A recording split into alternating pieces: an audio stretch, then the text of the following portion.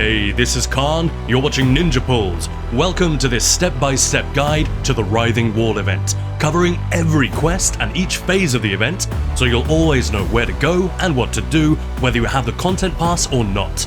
If you haven't seen our overview video, check that out as well, and we've got another guide coming all about the Writhing Fortress, the enemies, bosses and mechanics, plus build advice if you're not sure your setup is ready. Depending on when you're watching this, that video is either on its way or it's already in the description. In the meantime, to start the event, you can port to the island of Stirk. Same place we convinced the Alliance leaders to team up against Molag Bal in the base game story. And if you have the content pass, everything I'm about to describe is available on Solstice as well. Here you'll find Skordo the Knife with the intro quest. I'd listened to all his chatter and exposition about the Stirk Fellowship, the wall, and the war effort. After all, this quest will be gone in a few weeks, and Skordo's the one who named the Fellowship, and he's super proud of it. But ultimately, this quest is just meant to give you a bit of backstory and point you to the three main quest givers you'll be talking to during phases 1 and 2. Quartermaster Nuwalne, Armourer Ricestaff, and Orind Glenuvon. But first, he sends you to Raz, presumably to reassure us with a bit of fan service and remind us that lots of familiar and beloved characters return in the Worm Cult storyline. If you have Solstice and the content pass, you may find that your quest markers point you there instead of on Stirk, but the vast majority of event stuff can be done on Stirk or on Solstice. The two camps have almost exactly the same stuff, so it doesn't matter. If you're playing with a friend who doesn't have the content pass, just do it there. Raz has his own bit of exposition, and again, as far as I know, this dialogue will be gone from the game after the event. But essentially, he sends you to grab supplies and suggests you speak with Quartermaster Nuwalne. She is the supply quest giver, who will ask you to retrieve unique materials from monsters and animals from all over Tamriel. Pelts from beasts, resin from Spriggans, essence from the undead, and so on. In phase 1, she'll offer 4 different quests like this, and once we get to phase 2, she'll offer 4 more. These are endlessly repeatable. You deliver the lumber, and the next stop is Walks-in Ash, another returning character. She points you towards Armourer Ricestaff, the second quest giver. He basically offers mini crafting writs. Craft 3 staves, swords, belts, etc. There are 6 of these quests in phase 1 and 6 more coming in phase 2. Again, they're endlessly repeatable, so if you feel like single-handedly winning the war effort, you could just keep doing these over and over. Return to Skordo the Knife, and he introduces you to the third and final type of daily quests available in the base game, gathering vitrified souls from worm cultists and Cold Harbor Daedra throughout Tamriel. These are used to charge the meridian lens, the weapon we're going to use to actually break through the Writhing Wall. This part of the quest dialogue contains very light spoilers for the Western Solstice story if you haven't done it yet, but hey, we've had 5 months at this point, I think it's okay. And Zos seemed to have bent over backwards to avoid spoilers in the intro and daily quests here. The only real stuff like that occurs in the story quests, which will also appear during the event. But those only appear on Solstice, not on Stirk, and we'll come back to those in a minute. There is a new way shrine on Stirk, so you can use that to get wherever you need to go. Gathering vitrified souls can be done in almost any zone. Worm cultists and Cold Harbor Daedra have occupied delves and public dungeons throughout the base game, so you can port to any of the marked locations to kill them and gather the souls you need. Fair warning, the drop rate can be a little weird, and a couple of times I killed 6 or 7 enemies without anything dropping. But you can also get multiple drops from 1 kill, so I guess it evens out. I think this is one of the more interesting things they're doing this event, repopulating areas of old delves and public dungeons with different monsters. Even if it is only a fetch quest, it is emblematic of the sort of thing they can do with this kind of temporary event. And yes, all of these daily quests, plus the intro quest from Skordo, they are all temporary. In 3 to 4 weeks, they'll be gone, and Zos say they are never bringing them back. But crucially, you do not have to go to the dungeons marked by the quest. Killing any worm cultists or Cold Harbor Daedra anywhere in the world will work. They all have a chance to drop vitrified souls, so if the delve you visit happens to be crowded with other players, maybe go grab a dark anchor instead, or head to Cold Harbor, whatever. That makes this the most varied of the daily quests. It's not just a matter of going to the same place back again over and over, which is a relief. I think the supply quests should work in the same way. You don't have to go to the areas marked by the quest, they're just there to help you out. You can actually go anywhere you want, so long as you kill the type of creature specified, the loot table should be shared. Once you've got the souls, deliver them to Skordo. He'll offer to remind you of the 3 daily quests you've been introduced to, supply runs from Quartermaster Nowalne, crafting writs from Armorer Ricestaff, and vitrified soul expeditions from Orind Glenuvon. They're all pretty basic fetch quests at the end of the day, but to make things more fun, you can hop on voice chat with some buddies, or come by Twitch while you do your dailies. We've got a huge raid train going on throughout the first week, 24/7, so there's always going to be an awesome streamer ready to shoot the breeze, talk about the event, and offer any tips or info you might need. There are also completely new and unique drops on Twitch, a real rarity for ZOS, so go get them. Throughout the event, these quests will drop special reward coffers, which in Phase 1 can contain Wormwrithe style pages, armor and weapons, fragments for the Wormwrithe Hajj motor, plus gear and other treasures. The crafting dailies can also drop new furnishing plans, and from Phase 2 onwards, all of these quests can also drop fragments for the new Bone Caltrop style as well. And the first time you do any of these quests each day, you'll get a glorious coffer, which is guaranteed to contain a collectible or fragment. There are no event tickets for this event, so don't worry about that, but there are golden pursuits with tasks and rewards themed around the Writhing Wall, so make sure to check those out as well. That's pretty much it for the base game side of things. If you've got the content pass, there are a couple of extra things to enjoy. One is the gradual change in the zone as we progress through phases 1 and 2. All the siege camps will get more and more fortified, siege towers and other defensive structures will appear and expand around the island, and the meridian lens will appear at the main camp, and the construction surrounding it will become more elaborate as we progress. By the way, you can check your server's progress at any time by opening up the group menu, by looking at the map, or going to the ESO website. Like I said, everything on Stirk is also present on Solstice.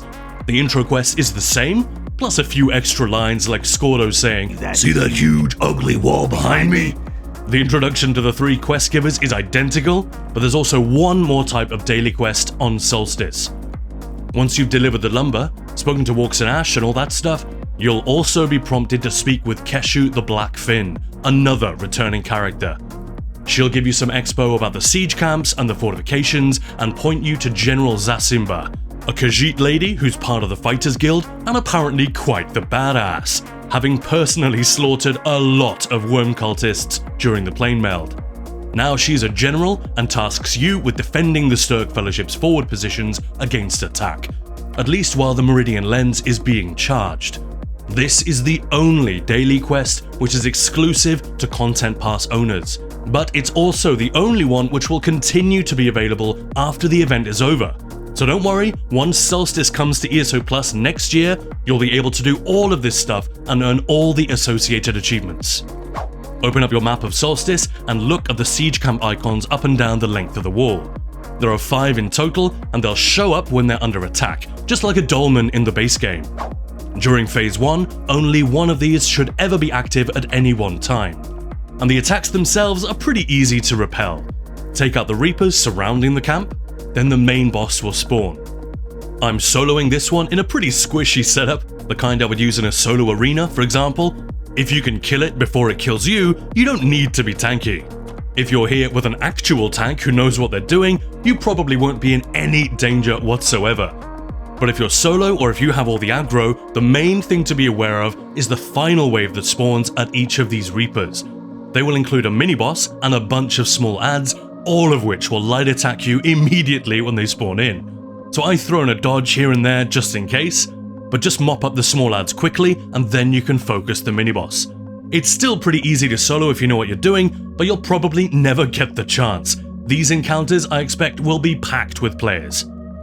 Once you've taken out all of the Reapers, a boss will spawn at the campfire in the middle of the camp.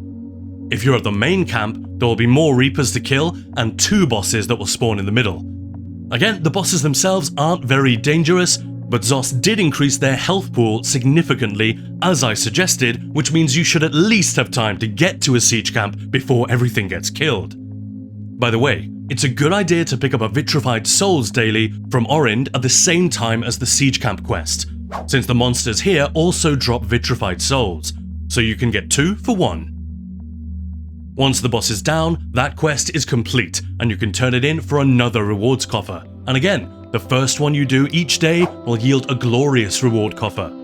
These siege camp coffers are the only ones which can drop the Fellowship of Stirk motif pages. But don't worry guys, remember the siege camps and the dailies will still be there after the event.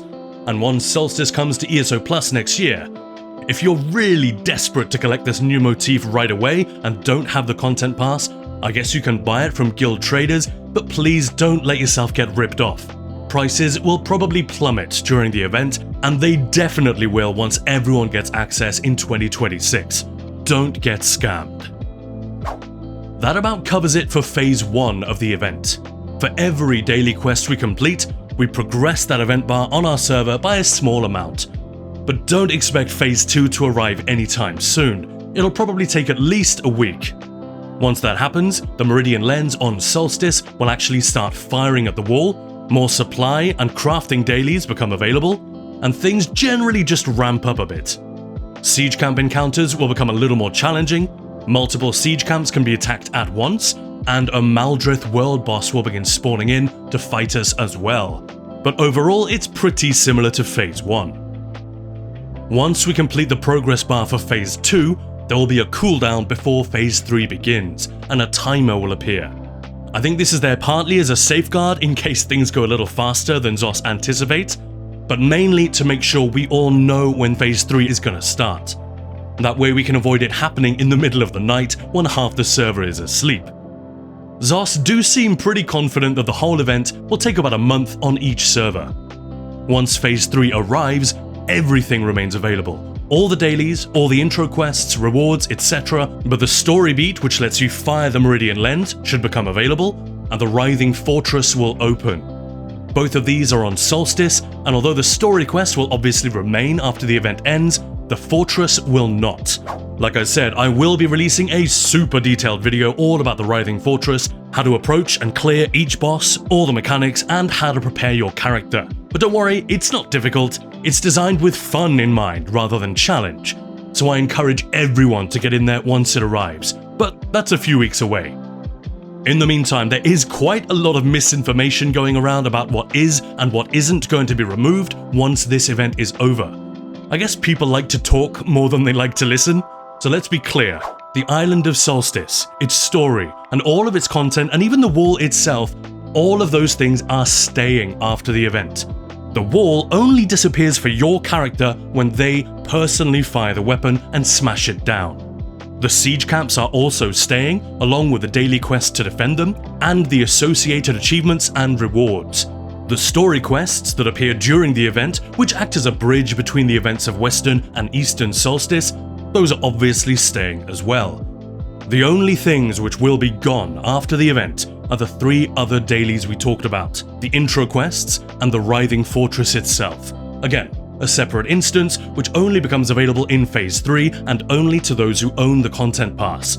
That'll be up for 1 week, and once that week is over, the fortress will be gone forever, along with the title you can earn for clearing it.